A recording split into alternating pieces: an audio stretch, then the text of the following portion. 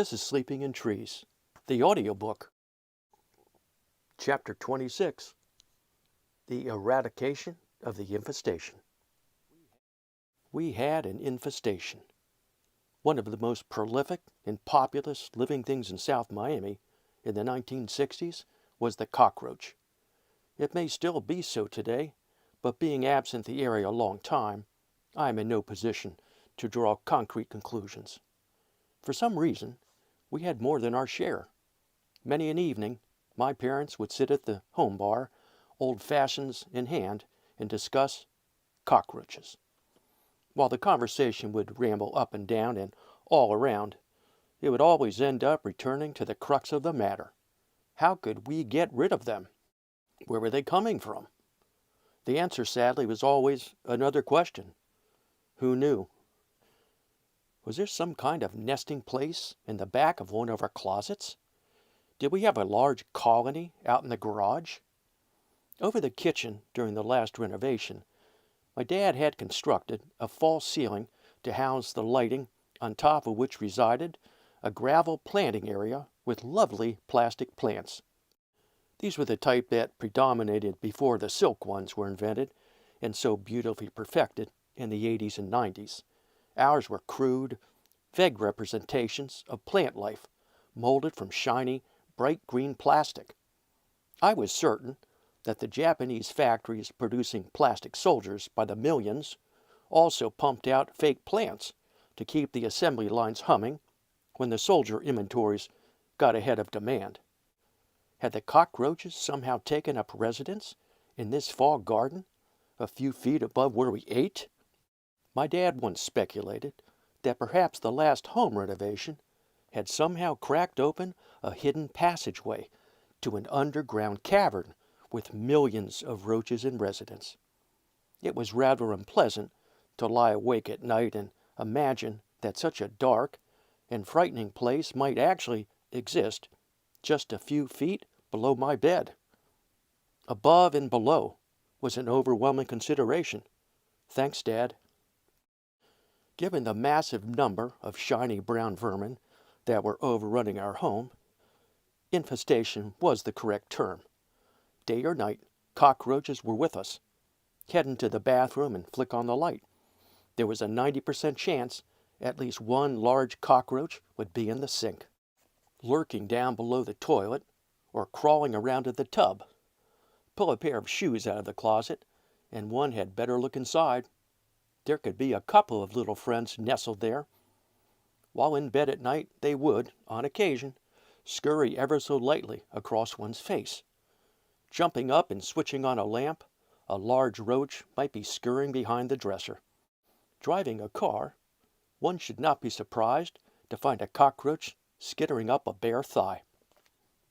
Perhaps worst of all was our kitchen, the center of our house, our primary place of congregation. All rooms opened into it. Entering in the wee hours was a high-risk affair and only attempted in the most pressing of situations. It could have easily been a ready-made set for a feature film.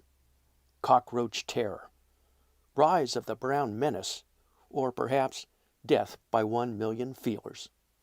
When the overhead fluorescent lights were flicked on, a sight right out of a cheesy horror flick was illuminated in all its gore. Thousands, yes, thousands of cockroaches would have emerged from the dark from who knows where and swarmed like a shiny brown blanket across every available surface, rippling in an undulating mass. They coated the dark, fall marble linoleum floor and tumbled out of the fluorescent light fixtures from above. Pull open the cabinet under the sink containing the garbage, if one dared to attempt such a foolhardy act, and it would be teeming with a heaving brown blob. Even the big dog dishes for our basset hounds were full as the roaches fiendishly devoured their leftovers. One night, I was lame enough to attempt a quick excursion through the kitchen en route to our den for something I had forgotten earlier in the evening. I was immediately assaulted as several of the disgusting pests leapt from the counter onto me. What did the horrible things want?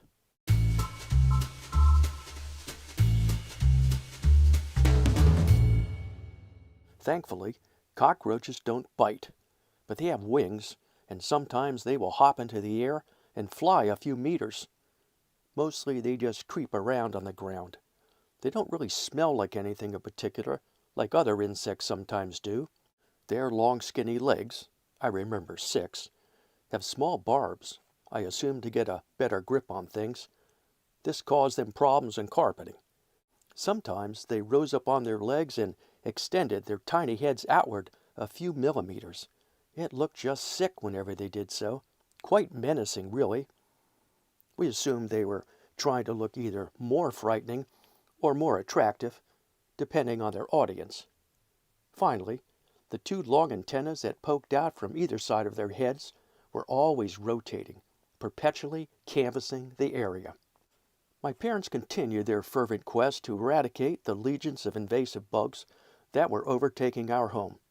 They were concerned, knowing that all attempts to eliminate them had been fruitless. After all, the lowly critters' durability and dogged persistence had enabled them to outlive dinosaurs and an impressive list of other long-extinct species spanning millions of years. Cockroaches didn't go easily. All manner of pest control had been tried over the years, and all had fallen short. With great fanfare, a new chemical compound would be introduced every so often by the local pest control companies, and it seemed to hold the roaches in check for a while. Our favorite was the Orkin man. His little bug wagons had large insect effigies on their roofs. Their pest management professionals were tasked with driving all around South Miami in these clown cars full of pesticides. If that was not enough, they had to actually get out and with poison canisters in hand, stroll around yard after yard and spray away while dressed in white jumpsuits. What a job. Sure enough, once the Orca man had vacated the area, within a few days or a week at most, the horrible brown vermin would be back. One would appear scurrying behind the toilet, and then another would be seen creeping across the carpet. We knew then what was in store. It was always the same. An epic problem, a hideous plague. On a bright, sunny, and dreadfully hot Saturday afternoon, Dad burst into the kitchen through the garage door, perspiring heavily and carrying a large brown paper bag. He was positively brimming, barely able to contain his enthusiasm. He had come straight from Dan's Hardware in South Miami, a place he visited frequently, given his proclivity for inventing things and fixing all that was broken at home. With a gang of sons and rambunctious friends, fixing things was sadly almost a full-time occupation. As we gathered around, he explained how Dan had introduced him to a new product, a true breakthrough in pest management. With the merger of new poison chemicals and advanced aerosol technology, a Pittsburgh manufacturer had created the final, end-all solution to cockroach infestation. It was an aerosol roach bomb, ARB. Overtaken by enthusiasm and spurred ahead by hope for a final solution to our repugnant and persistent problem, Dad bought a baker's dozen.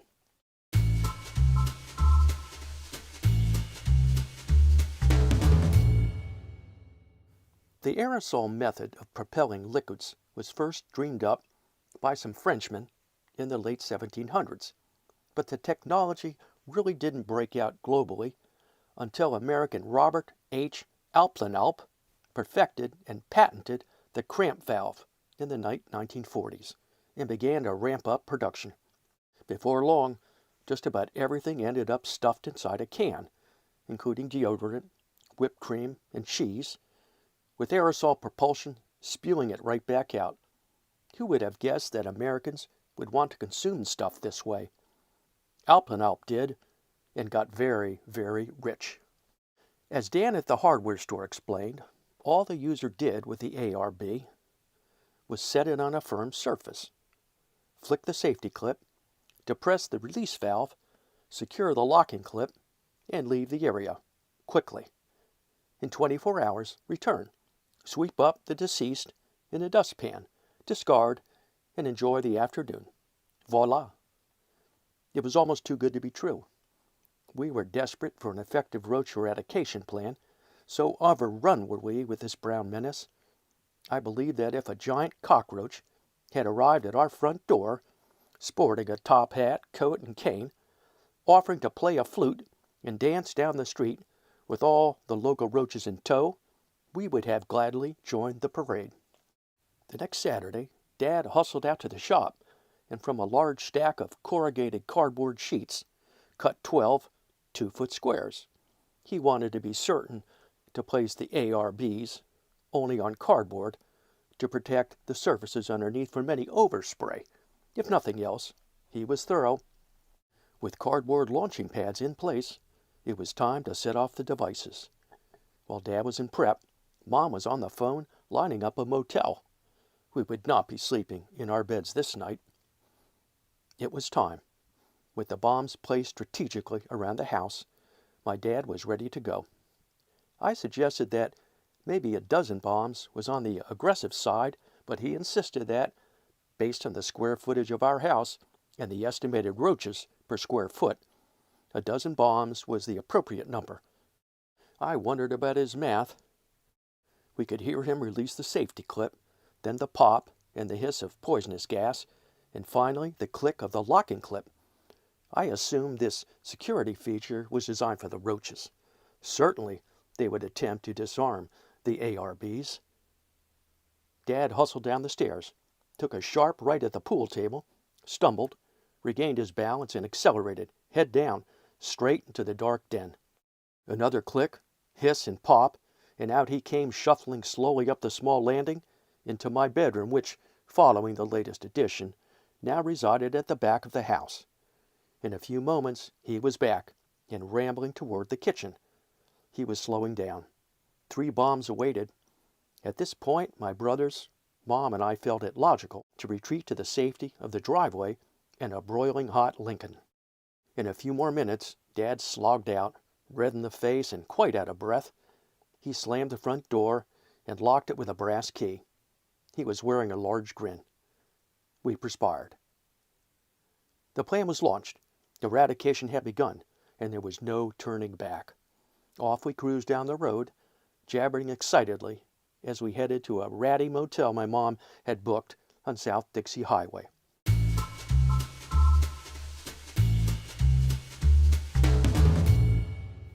In those days, lodging options in the South Miami backwater were quite limited. The joint was sorely lacking on all fronts and was immediately dubbed the Roach Ranch. We luxuriated, a gross exaggeration, with no real plan through the afternoon in the cheesy joint, with nothing meaningful to do. The air conditioning worked well, and I was glad for that. There was a wonderful rib joint nearby called Shorty's. We walked over and feasted on slow-smoked beef ribs, pulled pork, and creamy coleslaw, loaded with celery seed and a touch of onion. Late that night, I lay in bed thinking about what the scene at home might be like at that very moment. In the hurry to set and arm the bombs, Dad had neglected to turn on a single light. It would be pitch black in there. I was unnerved with the image of a million roaches in the dark of the night, convulsing and writhing in pain as they slowly succumbed to the wretched poisonous gas. Had the roaches fled back down through the gaping crevice and into the cavern below my bedroom, or were they, as planned, overwhelmed with modern chemicals and outsmarted through the ingenious application of technology and precision manufacturing? Had Pittsburgh prevailed? Did Dan's ARBs smell a painful and bitter end, or did the roaches, as they had for millions of years, hunker down and gut it out to creep around and repulse us for yet another day? After sleeping late Sunday morning, we checked out of the Roach Ranch and drove a few blocks to a diner for an early lunch. Although only a couple of miles from home, discovering the fate of the roaches would have to wait. The directions printed in bold type on the gas canisters were quite clear. Do not return to the premises for 24 hours. It was only early afternoon, and we discussed the importance of an hour or two in the scheme of things. We drove home.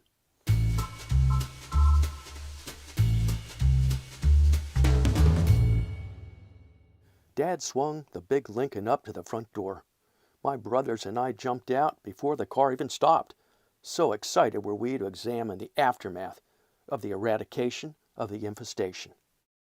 The much smaller and less bold type on the ARB canisters noted that the user should expect a light odor of kerosene in the area of the bomb dispersal.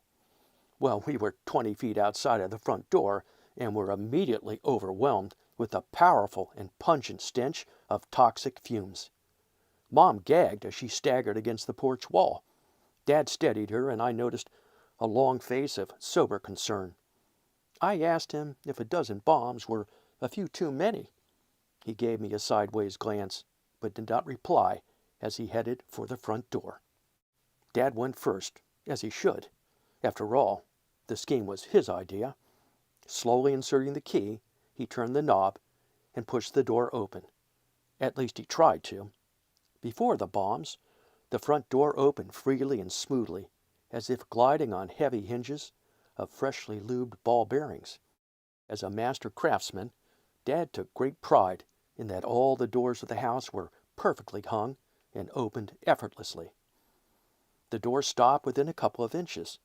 He pushed it more. It did the same. It was hindered and unable to swing open. He shoved it hard, and we understood why. It was caught on a dark brown mass of cockroach carcasses. The afternoon sun spread across the living room, and we were stunned by what we saw. Not a smattering, not a few dozen, not a few hundred. Thousands of cockroaches covered the carpeting as far as we could see, all on their backs with their little barbed legs and tiny clawed feet up in the air, silent and, most certainly, quite dead. Eureka! The ARBs had worked. Long live the ARBs! We cheered and clapped. After years of distress and disgust, Dad had uncovered the ultimate method of cockroach eradication. At last, the infestation had been eliminated.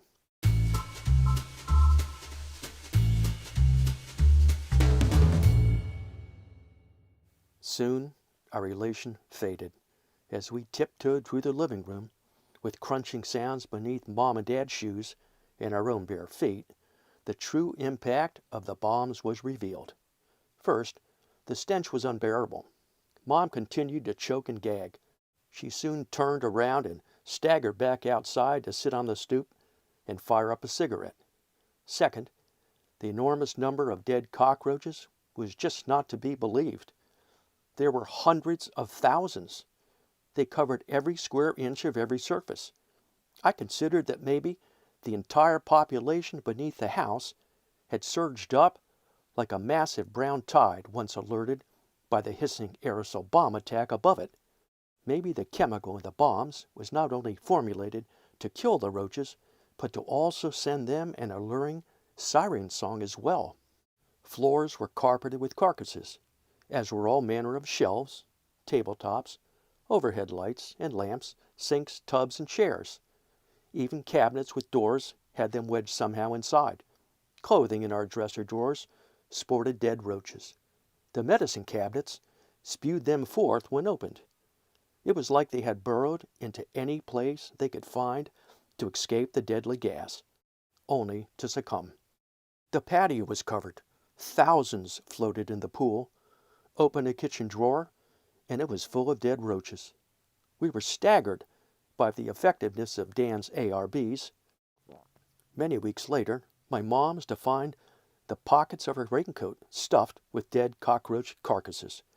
Dad removed a tank lid on a malfunctioning toilet the following week, and it was stuffed with dead roaches. Mom opened an umbrella one rainy day, and dead roaches dropped into her hair. As my mom and Dad staggered around in shock and dismay that Sunday afternoon and considered the next steps in removing hundreds of thousands of dead bugs, they were hit with another, even more alarming discovery. The ARBs were canisters that efficiently spewed forth a cloud of petroleum-based poison. It was enormously effective because it infused every imaginable crevice in any area within 100 yards of each bomb with an oily, poisonous residue. Our entire house, floor to ceiling, All surfaces, including windows, beds, carpets, countertops, chairs, eating utensils, pots and pans, and toilet seats, were now coated with a toxic film. The cockroaches were dead, and for a fleeting few moments, I believe Mom and Dad wished they had gone right along with them. The aftermath is as foggy as the ARBs certainly must have been as they executed their effective but very messy jobs. Somehow, my parents found the stamina and fortitude to soldier on and not only remove the legions of deceased, but also the caustic coating that covered everything. I got up Monday morning and, smelling a bit like kerosene, rode my bike off to school. About a week later, in the wee hours, I hopped out of bed and headed to the bathroom. Mom and Dad had finally completed an epic cleanup, and there remained only a light kerosene tinge in the air. Flipping on the light, I froze in my tracks. There, scurrying behind the toilet, was a single, large, and shiny brown cockroach. Head outstretched on his shiny neck, long antenna probing the area, I was certain he rotated his tiny bug face and looked directly at me. At age 12, what could possibly be more entertaining than playing with plastic toy soldiers? Chapter 27 is up next, and it's called German Nymphs.